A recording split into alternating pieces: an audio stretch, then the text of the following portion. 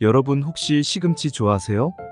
저는 시금치를 정말 좋아해서 시금치 무침은 물론이고 시금치 된장국, 시금치 볶음밥, 그리고 시금치 계란말이까지 시금치가 들어간 음식은 가리지 않고 정말 잘 먹는데요. 한때 유명 만화 주인공을 통해 먹으면 큰 힘을 낼 수 있다는 건강의 아이콘으로 유명한 시금치는 엽산이 풍부해서 빈혈을 예방하고 뇌 기능을 좋게 하는 역할을 하며 시금치의 색소인 루테인은 눈을 맑게 하여 시력 보호 효능이 매우 뛰어납니다. 시금치의 칼륨은 뇌로 이동하는 혈류량을 늘려주어 집중력을 향상시키고 뇌 건강에 도움을 줍니다. 미국 타임지에서 10대 슈퍼푸드로 선정된 시금치는 녹황색 채소의 왕이라고 불리며 피로를 풀어주고 체력을 증진시키는 건강을 대표하는 채소로 유명하기도 하죠. 그런데 이렇게 맛도 좋고 몸에 좋은 시금치도 어떤 음식과 어떻게 먹느냐에 따라서 내 몸에 보약이 될 수도 반대로 독이 될 수도 있다고 하는데요. 건강을 위한 올바른 시금치 섭취법과 최악의 섭취법을 지금부터 알려드리겠습니다. 차근차근 끝까지 확인하시고 가족들에게 좋은 정보 공유하셔서 우리 가족 모두의 건강을 함께 지켜냅시다. 구독과 좋아요는 언제나 감사합니다. 시금치와 함께 먹으면 최악인 음식, 첫 번째는 멸치입니다. 옥살산이 다량 함유된 시금치와 칼슘이 많은 멸치를 함께 섭취하시면 칼슘과 수산이 결합해 담석증을 발생할 위험이 높아집니다. 체내의 담즙이 딱딱하게 굳어 담석으로 발견되는 담석증은 색소성 담석과 콜레스테롤 담석 두 가지로 나뉩니다. 색소성 담석은 간경변이나 유전적 혈액질환 등을 앓고 있을 때 주로 생기며 콜레스테롤 담석은 고지방 식사로 콜레스테롤이 과다 섭취될 경우 발생할 수 있습니다. 과거에는 색소성 담석이 대부분이었지만 식생활이 서구화되면서 요즘에는 콜레스테롤 담석의 비중이 많이 증가하고 있죠. 담석증은 명치 부위에 잘 발생하며 급체나 위경련 등으로 생각하기 쉬운데 이런 증상이 5시간 이상 계속되면 그냥 넘기지 마시고 반드시 병원을 방문해 검사를 받으셔야 합니다. 멸치 육수 국물에 두부와 시금치를 함께 넣은 된장국을 많이들 드실 텐데요. 담석증을 예방하기 위해서라도 된장국에는 시금치가 아닌 다른 채소를 넣어 드시길 권장드립니다. 시금치와 함께 먹으면 궁합이 맞지 않는 음식 두 번째는 바로 두부입니다. 시금치는 혈액순환에 좋은 칼륨이 풍부하여 혈관 내 노폐물을 제거해주는 효과가 탁월할 뿐만 아니라 비타민 K가 풍부하여 뼈에 칼슘을 안정적으로 공급해주는 식품입니다. 그런데 시금치에는 앞서 말씀드린 옥살산 성분이 다량 함유되어 있죠. 화합물인 옥살산은 식물이 자기 자신을 보호하기 위한 목적으로 생성되는데요. 두부의 칼슘과 이 옥살산이 만나게 되면 체내에서 담석으로 변할 수 있으며 통풍이나 신장 결석을 유발하는 원인이 되기도 합니다. 마찬가지로 시금치는 칼슘 함량이 높은 음식인 우유와 함께 드셔도 좋지 않습니다. 복통이나 위경련을 일으킬 수 있기 때문입니다. 혹시 이러한 식품들과 시금치를 꼭 함께 드셔야 한다면 방법이 있는데요. 드시기 전에 시금치를 반드시 익혀서 섭취하시면 됩니다. 끓는 물에 데치거나 국에 넣어 끓인 다음 섭취하시면 시금치의 수산 성분이 약 80%가량 제거됩니다. 하지만 높은 온도에서 오래 끓이시게 되면 비타민C의 파괴도 함께 일어나기에 되도록이면 단시간에 조리해 드시는 것을 추천드립니다. 시금치와 최악의 궁합인 세 번째는 항응고제입니다. 이렇게 좋은 시금치도 그냥 드시면 안 되는 분들이 계십니다. 바로 항응고제를 복용하시는 분들인데요. 이런 분들은 비타민 K 함유량이 높은 시금치를 섭취하실 때 반드시 주의하셔야 합니다. 항응고제는 혈전 생성을 막아주어 뇌졸중, 심근경색 그리고 부정맥 등이 있을 때 뇌경색과 판막 질환 등을 예방해주는 약입니다. 그런데 시금치 속에 가득 들어있는 비타민 K가 출혈을 막고 피를 응고시키는 기능을 하기 때문에 이러한 약을 복용하시는 분들이 시금치를 과잉 섭취하면 약의 효능이 떨어질 수 있습니다. 실제로 뇌경색이나 심각한 출혈 증세를 겪은 항응고제 복용자를 대상으로 한 연구에서 최대 3%가 비타민 K 함유 식품을 장기간 섭취했다는 결과가 나왔습니다. 비타민 K는 시금치뿐만 아니라 청국장, 양파즙 그리고 포도 같은 평소 자주 드시는 식품들에도 함유되어 있기 때문에 뜻하지 않게 과다 섭취할 가능성이 매우 높기도 하죠. 그러므로 항응고제를 복용 중이신 분들이라면 시금치 섭취에 주의하시길 권장드립니다. 그렇다면 시금치와 함께 드실 수 있는 건강한 식품에는 어떤 것들이 있을까요? 시금치와 최고의 궁합인 음식 첫 번째는 바로 참깨입니다. 앞서 말씀드린 대로 시금치의 옥살산 성분은 과도하게 섭취할 경우 체내 결석의 원인이 될 수 있습니다. 그런데 시금치를 참깨와 함께 드시면 참깨가 시금치의 옥살산 성분을 무력화시키는 역할을 하죠. 그 이유는 참깨의 풍부한 필수 아미노산 중 하나인 리진이 결석이 생기는 것을 방지해주기 때문입니다. 또한 참깨를 함께 드시면 단백질, 지방, 그리고 비타민 B 등의 각종 영양소를 보충해 주어 시금치의 부족한 영양까지 함께 챙기실 수 있습니다. 시금치 나물에 참깨를 솔솔 뿌려서 드시고 계신다면 이미 아주 좋은 건강 습관을 가지고 계신 겁니다.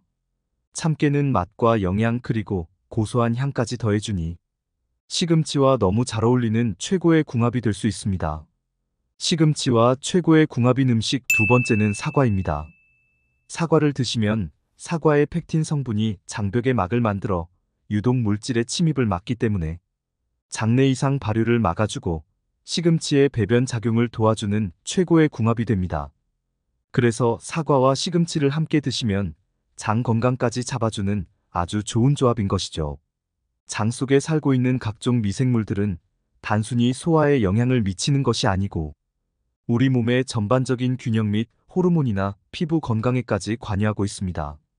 장 속에는 뇌와 밀접하게 연결된 자체 신경계가 있어서 치매를 일으키는 정신신경 건강에도 중요한 역할을 합니다. 그뿐만이 아니라 사과에는 각종 비타민과 수용성 식이섬유질이 풍부합니다. 시금치에 함유되어 있는 비타민 C와 베타카로틴은 세균의 번식력을 막아주며 항산화 작용을 통해 면역력을 높여줍니다. 시금치와 사과를 함께 드셔서 장 건강뿐만 아니라 치매 예방까지 함께 하시길 강력히 추천드립니다. 마지막으로 시금치와 최고의 궁합인 음식은 바로 계란입니다. 시금치는 철분 흡수를 돕는 비타민 C와 조혈 작용을 하는 망간, 그리고 엽산 등을 함유하고 있어 빈혈에 특히 좋습니다. 시금치와 계란을 같이 먹으면 계란이 헤모글로빈 합성에 필요한 단백질을 보충해주는 역할을 하기 때문에 그 효능이 크게 상승하게 됩니다. 계란에는 다양한 영양소가 골고루 들어있는데요. 그러나 의외로 비타민 C와 식이섬유가 부족합니다. 시금치에는 풍부한 비타민 C 그리고 식이섬유가 들어있어서 계란의 부족한 영양을 충분히 보충해 줄 수 있는 것이죠. 그뿐만이 아닙니다. 계란이 눈 건강에 좋은 식품인 것은 많이 들어보셨죠? 계란에는 루테인과 지잔틴이 다량 함유되어 있어 시력 보호에 효과적일 뿐만 아니라 꾸준히 드시면 황반 변성이나 백내장 등 각종 안과 질환을 예방해 주기도 한답니다. 그런데 비타민 A가 가장 많이 함유된 채소가 시금치라는 사실을 혹시 알고 계셨나요? 비타민 A는 야맹증을 예방해주고 베타카로틴과 루테인은 눈을 맑게 해주니 눈 건강을 위해서 시금치와 계란을 꼭 함께 드시길 바랍니다. 또한 시금치에는 비타민 C와 칼슘이 많이 들어있고 체내 지방 흡수를 줄여주어 고혈압 예방 효과가 뛰어나며 비오틴 성분까지 함유하고 있어 탈모를 예방해주기도 합니다. 오늘 영상에서 중요한 점 요약해드리겠습니다. 시금치와 궁합이 맞지 않는 음식 3가지. 첫 번째는 멸치, 두 번째는 두부, 세 번째는 항응고제 약을 복용 중이신 분들입니다. 이어서 시금치와 황금궁합을 보이는 음식 3가지. 첫 번째는 참깨, 두 번째는 사과, 그리고 마지막 세 번째는 계란입니다. 꼭 기억하셔서 맛과 건강을 모두 챙기시길 바라겠습니다. 여러분 혹시 고구마 좋아하세요? 한국인들이 가장 좋아하는 간식 중 하나가 겨울철 군고구마일 만큼 고구마는 많은 사람에게 사랑받는 식재료입니다. 저도 굉장히 좋아하는데요. 그런데 이렇게 맛있고 많은 사람이 즐겨 먹는 고구마를 잘못 섭취하면 우리 몸에 치명적인 위험이 생길 수 있다는 사실 혹시 알고 계셨나요? 오늘은 고구마의 부작용과 올바른 섭취 방법에 대해 알아보겠습니다. 부드럽고 달콤한 맛에 남녀노소 누구나 좋아하는 고구마는 미국 항공우주국 나사에서 우주 식량으로 선정할 만큼 척박한 토양에서도 인간에게 풍부한 영양소를 공급해주는 고마운 채소입니다. 세계보건기구에서는 토마토와 케일에 이어 고구마를 세계 3대 면역식품으로 꼽을 정도로 그 영양학적 가치가 뛰어난 식품인데요. 생고구마를 잘랐을 때 나오는 흰 액체는 얄라핀이라고 불리는 성분인데, 이는 고구마의 풍부한 섬유소와 함께 장에 머물고 있는 각종 유해 성분을 흡착하고 배출하면서 변비 개선과 함께 대장암을 예방하는 효과가 뛰어납니다. 더불어 고구마의 아마이드라는 물질이 장 속의 유산균이나 비피더스균 등의 유익한 균을 증식시켜 장 건강을 더욱 높여주는 효과가 있습니다. 대한대장학문학회와 대한암협회에서는 매년 9월을 대장암의 달로 지정하고 대장암 위험성과 예방의 중요성을 알리는 활동을 하고 있는데요. 그도 그럴 것이 세계에서 대장암 발병률 1위를 차지하고 있는 나라가 바로 우리나라이기 때문입니다. 우리나라의 음식 특성상 맵고 짠 자극적인 음식이 많은 데다 기름진 서구의 음식이 더해지고 여기에 흡연과 음주, 과도한 스트레스까지 겹치면서 암 발병률은 날이 갈수록 높아지고 있는데요. 이때 평소에 간식으로 빵이나 과자를 먹는 것보다 영양소가 풍부한 고구마를 섭취하면 고구마에 함유된 베타카로틴과 카로티노이드 성분이 노화와 질병을 유발하는 활성산소와 염증을 억제하고 심장질환과 폐암, 식도암, 위암 등의 각종 암을 예방할 뿐만 아니라 신체 세포가 손상되는 것을 막는 동시에 세포 생성을 촉진시켜 피부 건강에도 큰 도움을 얻을 수 있습니다. 하지만 이렇게 몸에 좋은 고구마도 어떤 음식과 어떻게 먹느냐에 따라서 내 몸에 보약이 될 수도 반대로 독이 될 수도 있다고 하는데요. 이번 시간에는 고구마를 먹었을 때 독이 되는 최악의 경우와 이와 반대로 고구마를 언제 어떻게 먹어야 가장 큰 효과를 볼 수 있는지 함께 알아보겠습니다. 우리 가족을 위한 좋은 정보 꼭 챙겨가시고 구독과 좋아요 부탁드립니다. 고구마가 독이 되는 경우 첫 번째는 신장이 약하신 분들입니다. 고구마에는 섬유질과 비타민, 미네랄 등의 영양소들이 풍부하지만 그 중에서도 특히 칼륨이 매우 풍부하게 함유되어 있는데요. 칼륨은 체내 나트륨 수치를 조절해 신체 수분과 삼투압을 조절하고 혈압을 개선하여 뇌졸중이나 심근경색 등 심뇌혈관 질환의 발생과 사망률을 줄여주는 역할을 합니다. 하지만 이렇게 칼륨이 풍부한 고구마는 신장이 약하신 분들에게는 오히려 독이 될 수 있는데요. 신장 기능이 떨어져 있는 분들은 칼륨 배출이 원활하지 못하기 때문에 그대로 혈액에 쌓이면서 칼륨 농도가 높아져 고칼륨 혈증을 유발할 수 있습니다. 이는 근육 무력감, 피로감, 반사저하, 저린 감각, 오심, 구토, 설사 등의 증상을 나타내고 증상이 심해지면 근육마비, 호흡부전, 저혈압 그리고 부정맥 등의 증상을 보이다가 최악의 경우 심정지가 올 수도 있기 때문에 이러한 분들은 고구마 섭취는 피하는 것이 좋습니다. 고구마가 독이 되는 경우 두 번째는 검은 반점이 있는 고구마를 먹는 것입니다. 혹시 고구마 중에 검은 반점이 있는 것을 보신 적 있으신가요? 고구마의 검은 반점은 병원균의 일종인 검은무늬병에 감염된 고구마일 수 있습니다. 검은무늬병은 고구마를 수확할 때 생긴 상처에 균이 침투해 발생하거나 잘못된 보관으로 생기는 병의 일종으로 이포메아마론이라는 강력한 독소가 들어 있습니다. 이것이 몸에 섭취된다면 속이 메스껍고 고열과 복통, 설사, 호흡 장애를 유발할 수 있으며 심하면 폐와 간을 괴사시킬 수 있는데, 이 때문에 폐와 간에 관련된 질환자나 노약자의 경우라면 특히 고구마를 섭취할 때 이러한 병에 감염된 고구마가 아닌지 더욱 주의가 필요합니다.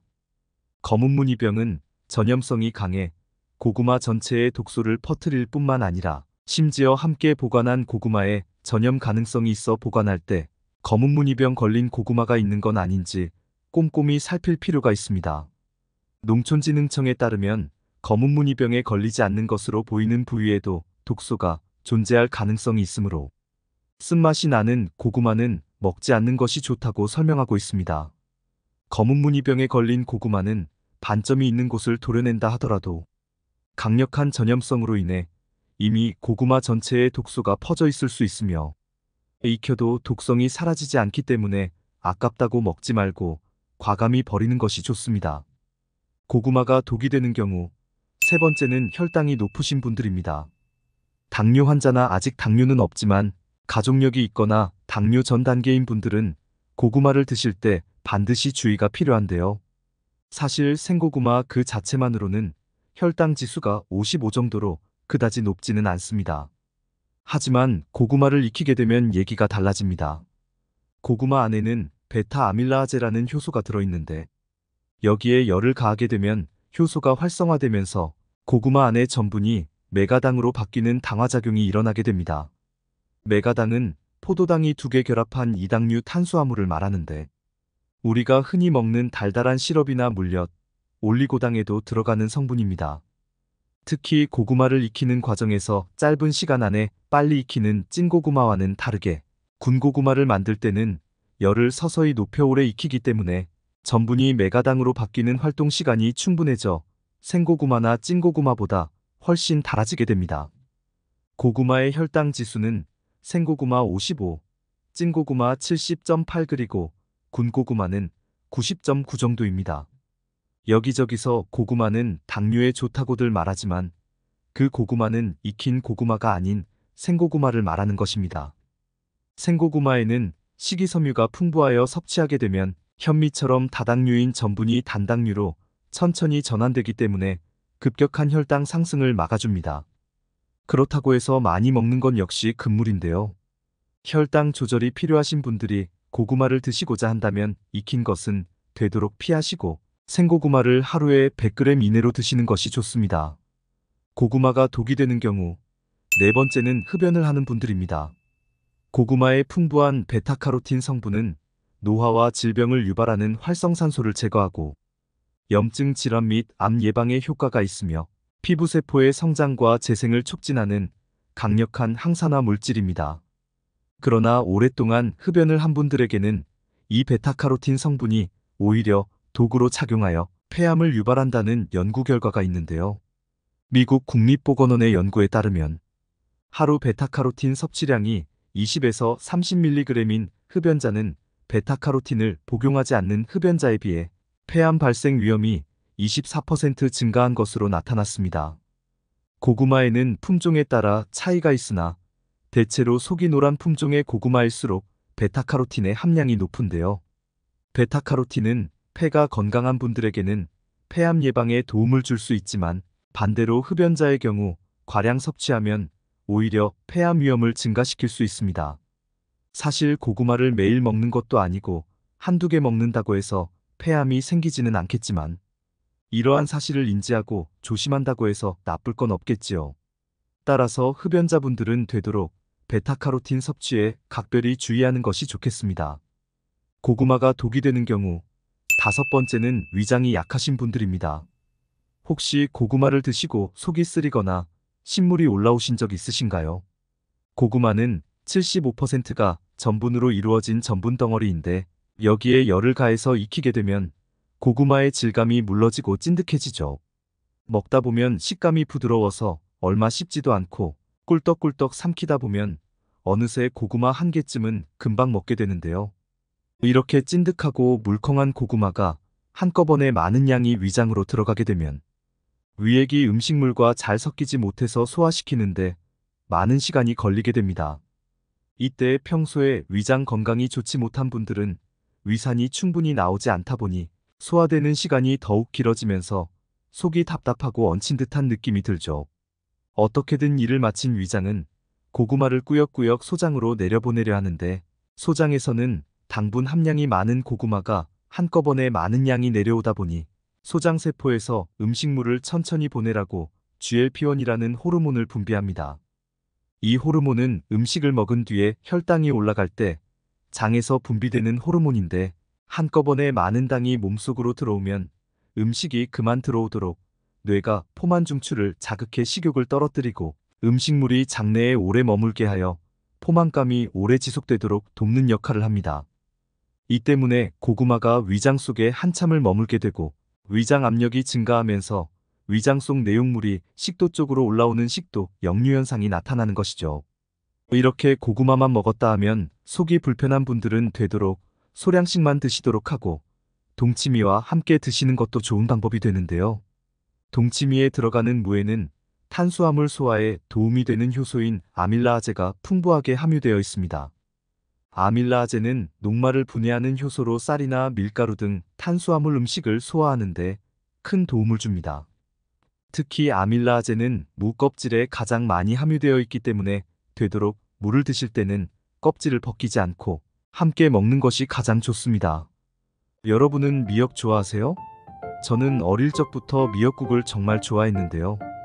꼭 생일이 아니더라도 미역국을 먹는 날에는 마치 생일인 것처럼 기뻤고 맛있게 미역국을 먹었던 게 생각납니다. 아이를 낳은 산모들이 꼭 챙겨 먹는다는 미역국?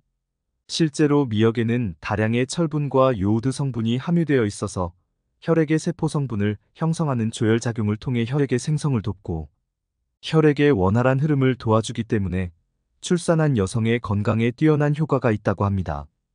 또한 미역에 들어있는 후코이단이란 성분은 우리 몸에 발병되는 암세포를 스스로 사멸하고 돕는 역할을 하면서 암의 성장과 전이를 억제하고 면역을 증강시키는 등 우수한 항암 효과를 나타내며 특히 미역의 뿌리 윗부분의 두꺼운 미역귀에는 줄기보다 무려 7배 많은 양이 함유되어 있어서 섭취 시 더욱 강력한 효과를 나타냅니다.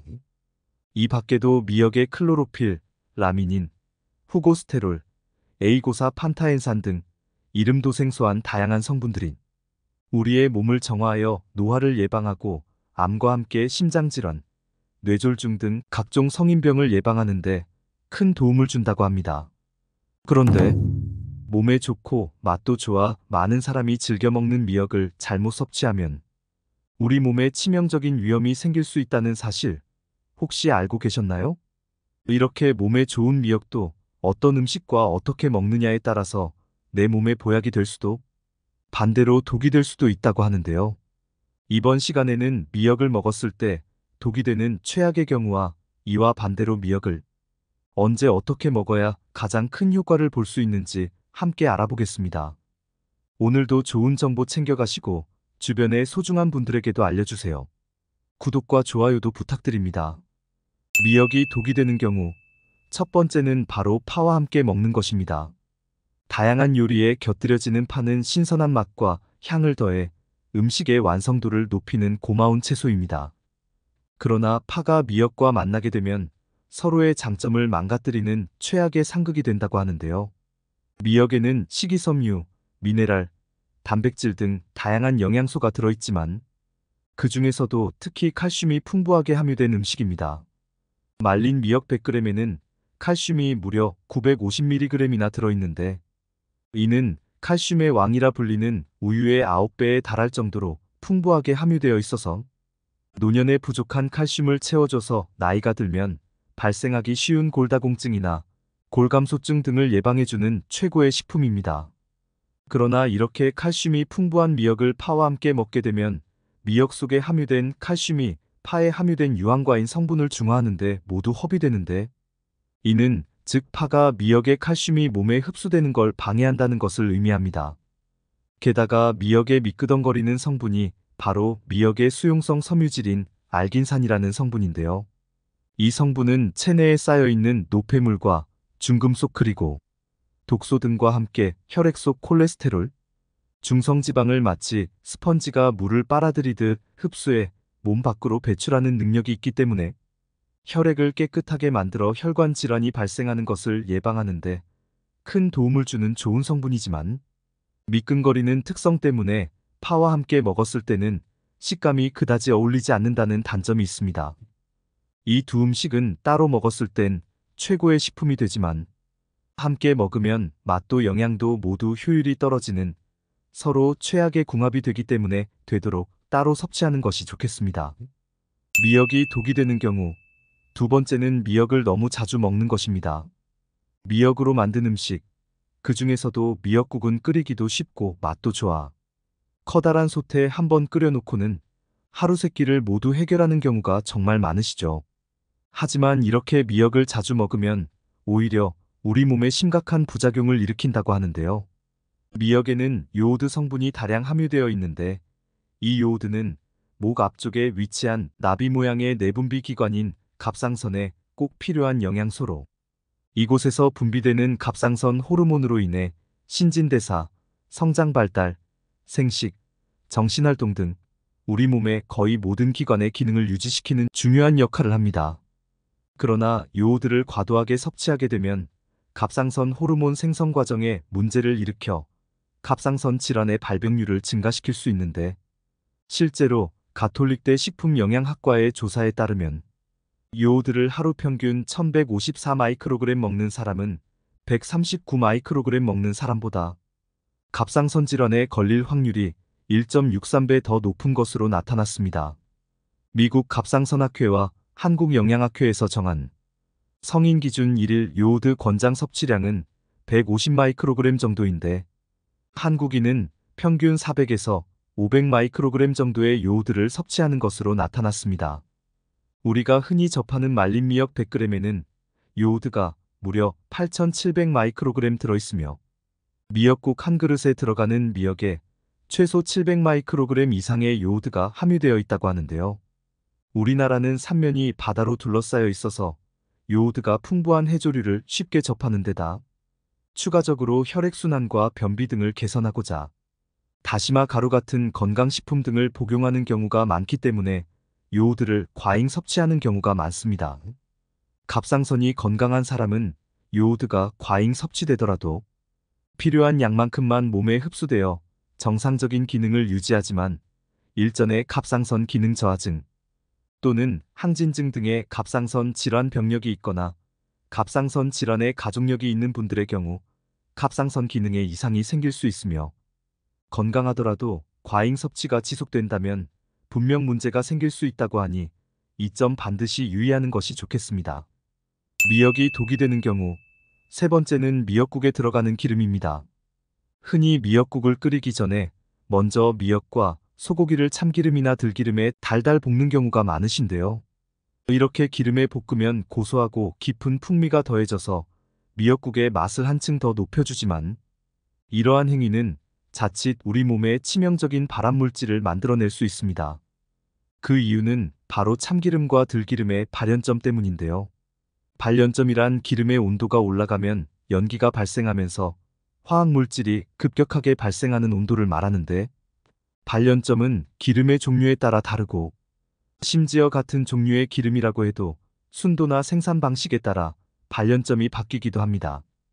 기름은 가열하면 할수록 산패가 많이 일어나 맛과 성분이 변하게 되는데 특히 참기름과 들기름의 발연점은 약 160도 정도로 우리가 주로 요리에 사용하는 기름 중에서는 가장 낮은 편이라서 다른 기름에 비해 더욱 쉽게 산패가 진행됩니다.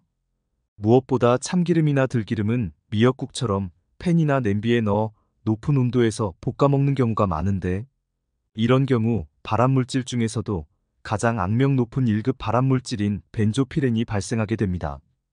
벤조피렌은 국제암연구소에서 인간에게 암을 유발하는 확실한 발암물질 1급으로 지정할 만큼 아주 치명적인 물질입니다. 벤조피렌은 세포 돌연변이를 유도해 위암이나 간암, 피부암, 방광암 등의 각종 암발병률을 높이는데 그 중에서도 특히 음식을 조리할 때 발생되는 연기가 폐를 통해 흡수되어 폐암의 발병률을 크게 높이게 됩니다. 참깨나 들깨에는 몸에 좋은 불포화 지방산이 많지만 이 불포화 지방산이 고온에 닿을 경우 쉽게 산패되어 이 같은 유해 물질을 만들어냅니다. 따라서 참기름과 들기름은 낮은 온도에서 살짝만 조리하거나 무침 요리에만 사용하는 것이 바람직하고 먹기 직전에 뿌려 요리의 윤기와 향을 곁들이는 정도로만 사용하는 것이 가장 좋습니다. 그렇다면 이와 반대로 미역을 건강하게 섭취하는 방법들은 어떤 것이 있을까요? 미역을 건강하게 섭취하는 방법. 첫 번째는 식초와 함께 먹는 것입니다. 인류 최초의 발효식품이자 조미료인 식초는 식품 속 영양 흡수를 돕는 일종의 촉매제 역할을 하는데요.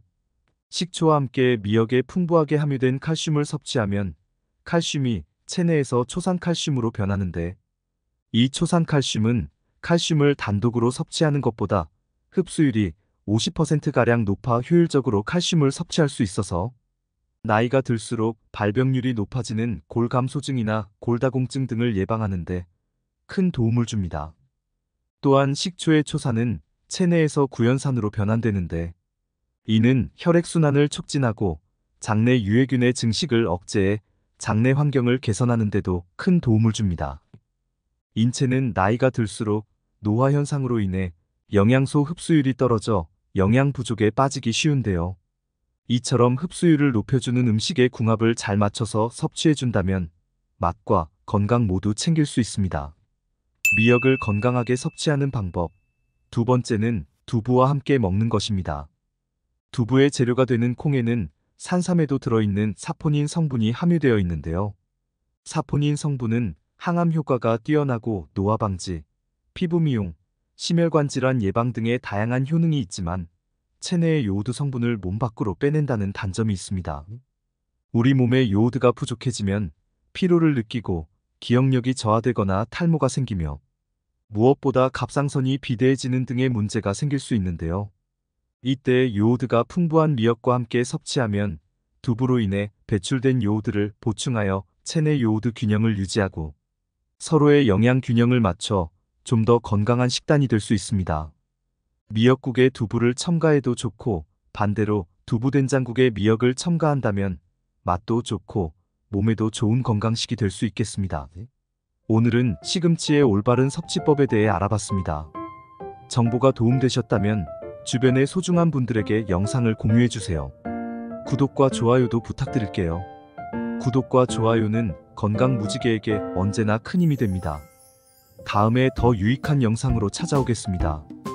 건강 무지개는 언제나 구독자 여러분이 건강하시길 진심으로 기원합니다.